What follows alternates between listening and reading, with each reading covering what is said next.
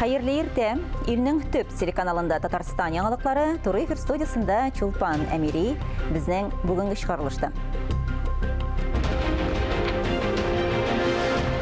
Selametlik soqlaw ilk ulan proyekti amalda Soba rayonunda Şiratdagi felçer-akушерлык punkti açıldı.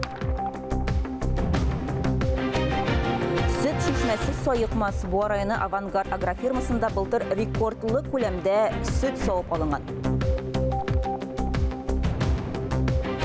Loşinni da üretken Mamaduş rayonundan Nail Kaşapov yırtqıç kuşlarını kulga yerleştire.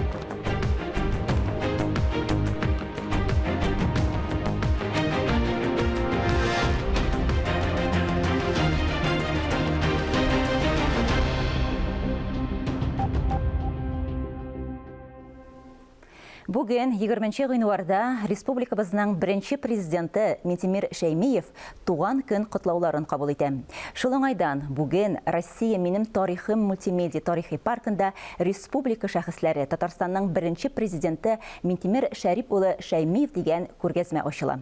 Интерактив күргәзмәдәге фото һәм видеоматериаллар Ментимир Шәймиевның президент вазифасындагы иҗтимагый, сәяси, мәдәни, икътисади эшчәнлеге, аның республиканы үстерүдәге роле, халыкара хезмәттәшлектәге уңышлары белән таныштыра. Материаллар 26 залда тәкъдим ителә. Ментимир Шәймиев үзенең барлык гомерен Татарстанга багышлады. Хезмәт юлын Мөслим районында инженер булып башлап, Россия төбәге лидеры дәрәҗәсенә күтәрелде. Ул җитәкләгән команда 90нчы авыр елларда республиканы үстерүгә зур өлеш кертте. Хәзердә ул Татарстан тормышында актив эшләвен дәвам итә. Яңарыш фондын җитәкли, халыкара диалогны ныгытуда ЮНЕСКОның махсус илчесе булып тора. Ментимир Шәймиев Россиянең хезмәт герое, Тайсыр Зүлүнең 100 еллыгы медален иң беренче алган шәхес. Безнең телерадио компания Ментимир Шәриповичка юлланган котлауларга кушыла, аңа ныклы сәламәтлек, шатлык, куанычлар, күңел тынычлыгы тели.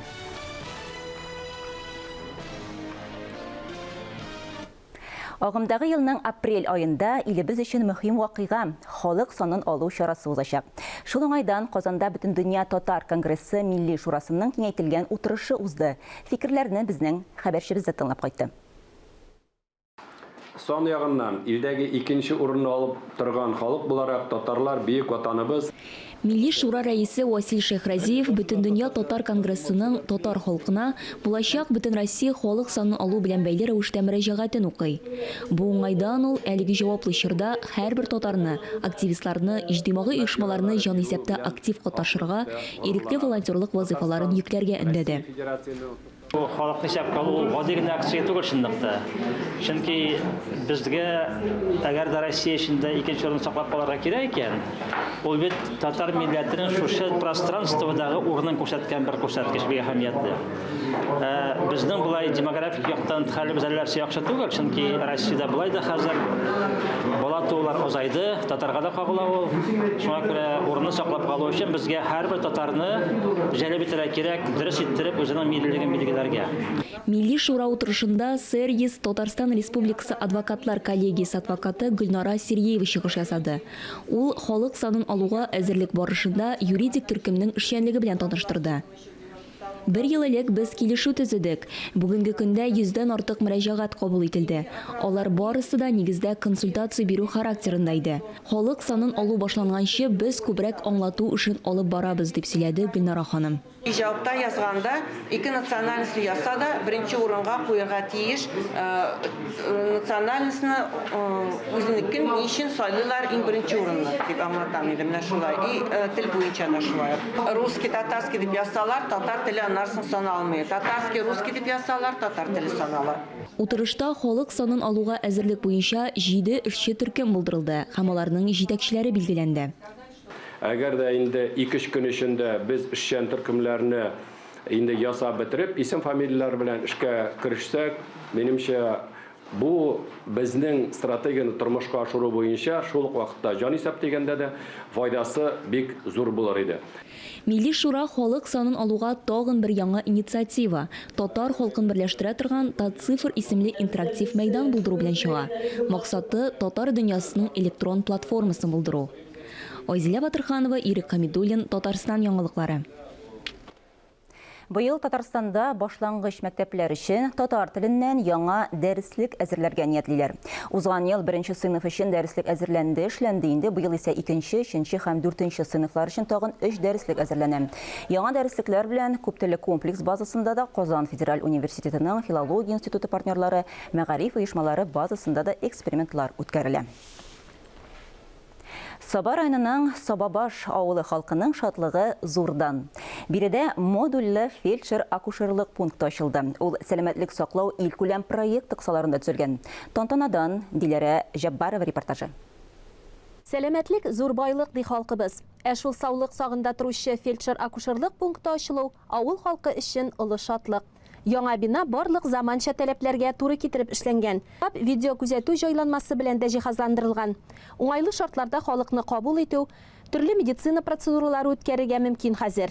Бүгенге көндә 429 кеше яшәүче Сабабаш авылына медицина ярдәмен Гөлнәзирә Сабирҗанова күрсәтә. Ул сәламәтлек сагында 36 елдан артык хезмәт куючы тәҗрибәле фельдшер. Үзебезнең авылыбызда шушындай модульле фельдшер-акушерлык пунктының ачылу шатлыгы. Сабаш авыл халкына шушындай матур бина ачып биргәннәре өчен бик зур рәхмәт әйтәсем килә. Ознакай Казан төзүчеләренең уртак тырышлыгы белән сафка баскан сәламәтлек пункты авылның иң уңайлы җирендә урнашкан. Уңган егетләр эшне тиз тоткан. Июль ахырында башланган төзелеш эшләре декабрь азагына тәмамланган. Шатлыкларын бүлешергә килгән район җитәкчесен Сабабашлылар ипитыз якты йөз белән каршыладылар. Безнең республика программа нигезендә эшләнгән бу фельдшер-акушер пункт үзәге һәм инде шушы программа нигезендә шундый матур бина халыкка бик кирәкле. Мондагы фельдшер инде 20 ел моны таләп итеп бирде. Аның элексе безнең бәләкәй генә бинадайы таләпкә туры килми иде.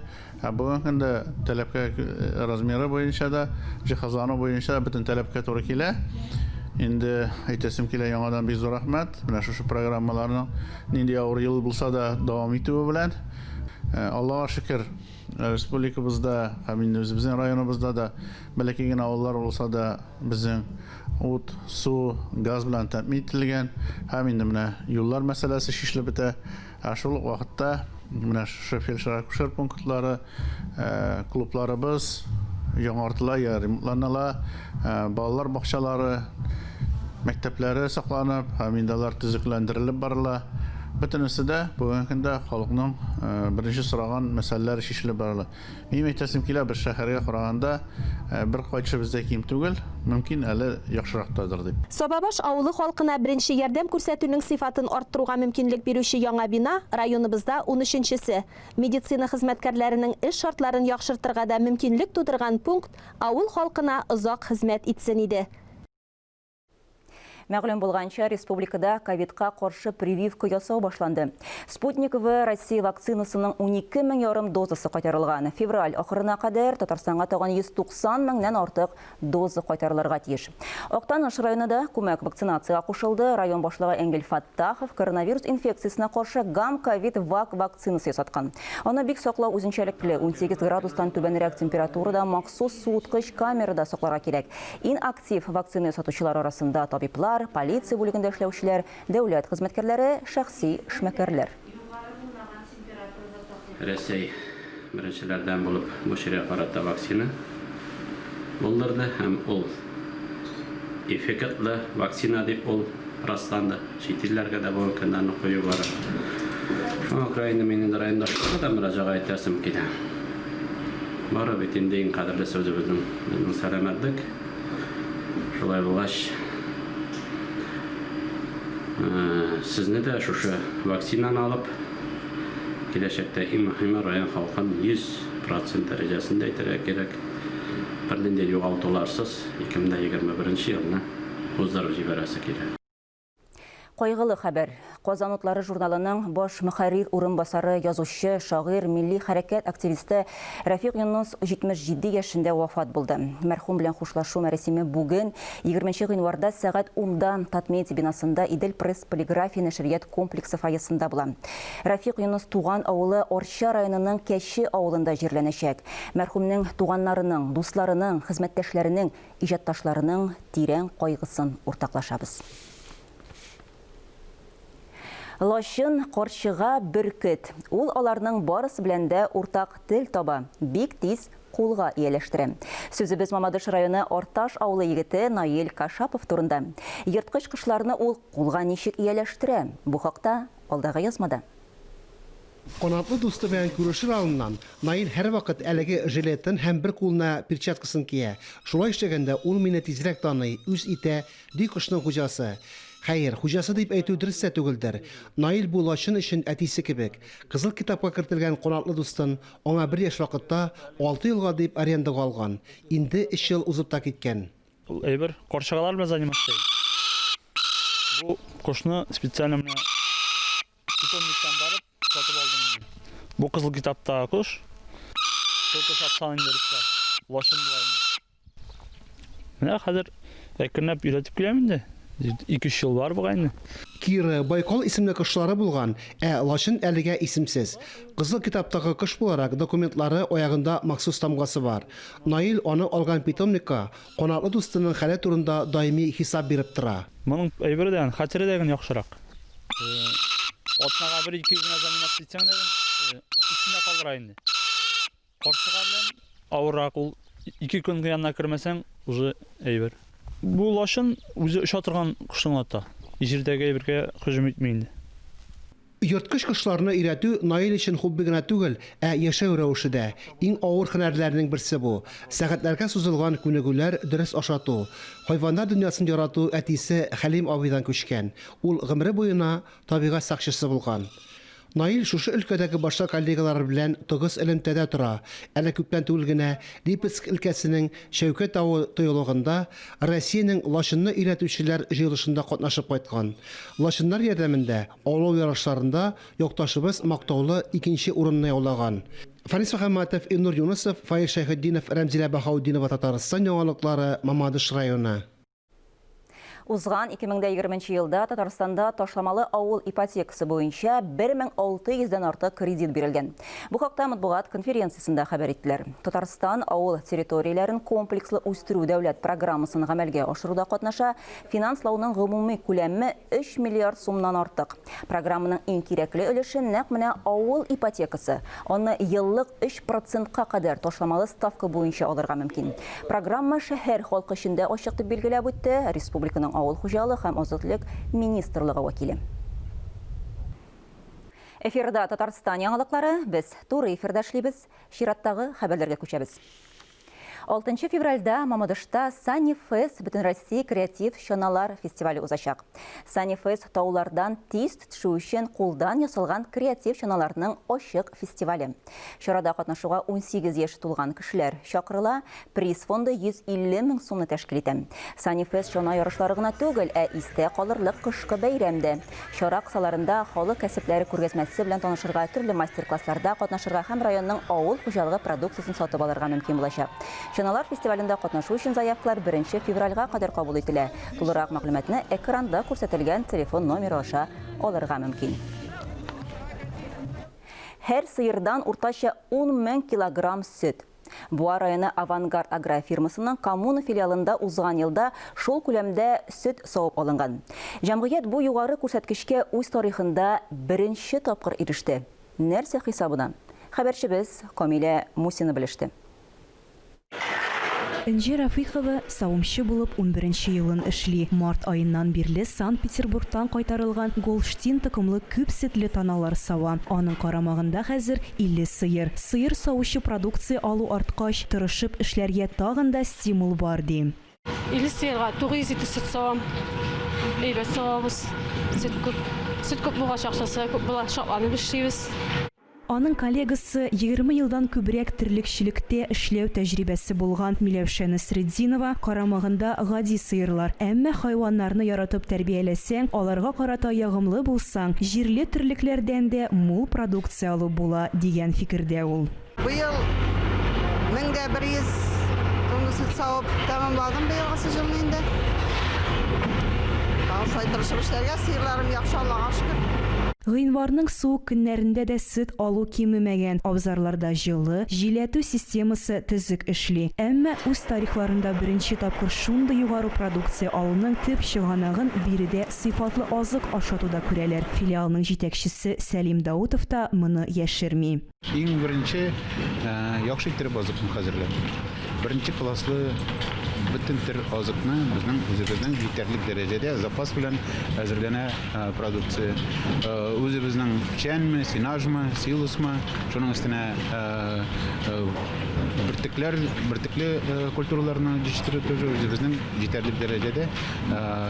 Менә инде икенче ел подряд без кукурузаны плюшенный кукурузаны законсервировать итеп аны бирәбез.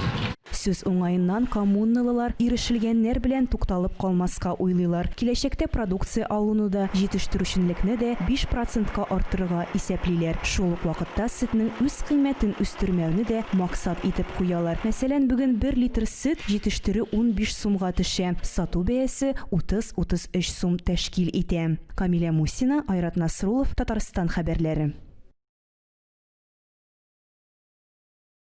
Салым декларациясын тутыру кайчан башлана? Салымнарны түләүдән кемнәр азат ителә? Гомумән, салымга бәйле сораулар белән кая мөрәҗәгать итәргә? Татарстан радиосының иртәнге манзара тапшыруы шушы һәм башка күп кенә сорауларга багышланды. Радио тыңлаучыларның сорауларына 5-нче сонлы районара салым инспекциясе җитәкчесе, Татарстанның атказанган икътисадчысы Мөнир Шайдуллин җавап бирде. Бүгенге актуаль әңгәмә сәхифәсе кунагына без дә берничә сорау белән мөрәҗәгать иттек. Хәерле иртә, Мөнир Амирович. Салым декларациясын тутыру кайчан башлана? Безнең декларация кампаниясе агымдагы елның менә бу 1 январында башланып китте. Ул инде менә бәйрәмнәр көннәсен дип әйтәбез һәм аның төгәлләнү вакыты агымдагы елның 30 апреле белән чикләнгән. Декларацияны тапшыру юллары, формалары нинди? Безнең физик затлар менә иш НТФЛ формасындагы декларация тапшыра, әлеге декларация кампаниясе вакытында һәм аның берничә тапшыру усулы каралган закон нигезендә. Иң җайлысы бу электрон рәвештә Федераль салым хезмәте сайтының сервисы аша җибәрү була. Бу физик затларның шәхси кабинеты дип аталган сервис бик уңайлы, бик җайлы. Монда инде идән чыкмыйча гына әлеге декларацияны тутыру мөмкинлеге каралган. Шулай ук тәүлек дәвамында әлеге декларацияны электрон рәвештә тутырырга була һәм салым инспекциясына электрон рәвештә генә җибәрү каралган. Әгәр дә электрон рәвештә җибәрү мөмкинлеге булмаса, аны шулай ук почта бүлекчәләре аша җибәрергә була. Бу инде заказлы хат белән менә хәбәр уведомление аша җибәрелә. Бу инде күренеп тора салым түләүче декларацияның салым инспекциясына барып җитү юлларын, кайсы көнне барып җиткән, кайсы көнне кабул ителгән. Шулай ук мондый мөмкинлек бар. Һәм инде әгәр дә бу алдагы ике мөмкинлек булмаган чиракта, шәхсән үзе салым инспекциясына барып, әлеге декларацияны үзлектән тапшыра ала. Салым түләүдән качу очраклары бармы һәм була калса андыйларга нинди чаралар күрелә? Салым түләүдән качу очраклары юк дәрәҗәсендә безнең монда качып кытылып булмый, чөнки инде без аларны күреп торабыз, чөнки безнең әйтәләр саран 2 тапкыр түли дип әйтәләр. Шуңа күрә әгәр дә бер төрле табышын яшереп калдырган чиракта, бу чиракта аңа 2 артык түлисе була, чөнки без һәрбер аның сатып алуларын, акча күчерү ысулларын күреп торабыз. Банклар аша күреп торабыз. Яисә безгә салым агентлары менә бу акча түләүче оешмалар шулай безгә елга бер тапкыр хәбәр бирәләр. Бу информация тулаем ачык. Һәм инде монда яшереп калып кына зур файда күреп булмый. Киресенчә монда артык салым түлисе була, аңа степ пенялары, штрафларда түләү була. Кайсы очракларда салым акчасын кире кайтарырга була? Бу безнең кайтаруга кемнәре ия була ала? Кем фатир сатып алган үз акчасына акча түләп дәвалану үткән, балаларын яисә үзен акча төләп укыта, бу инде уку йортларында укыта, әлеге безнең физик затлар менә шушы түләнгән чыгымнары өчен салымның бер өлешен кайтарып алалар. Бу очракта инде официаль рәсми рәвештә әлеге физик зат эшләргә тиеш. Аның эш урыны булып, анда 13% салым түләргә тиеш ул, һәм менә шушы түләнгән салымның бер өлешен яисә тулаем гомумән түләнгән сумманы кире кайтарып алу мөмкинлеге бар. Быел салымнар түләүдә нинди яңалыклар кертелде?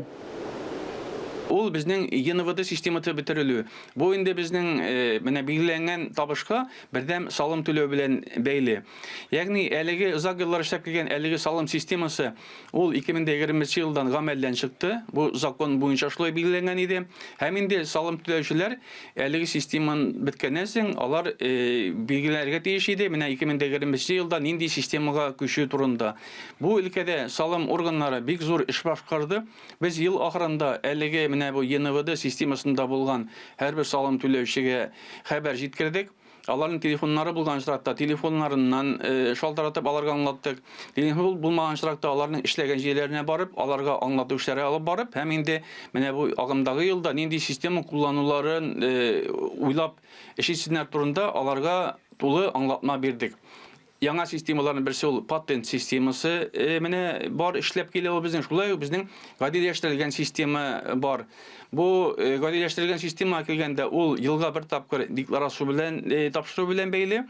Еллык алган табышны бер тапкыр декларациягә тутырып тапшырасың, шулай ук җайлы.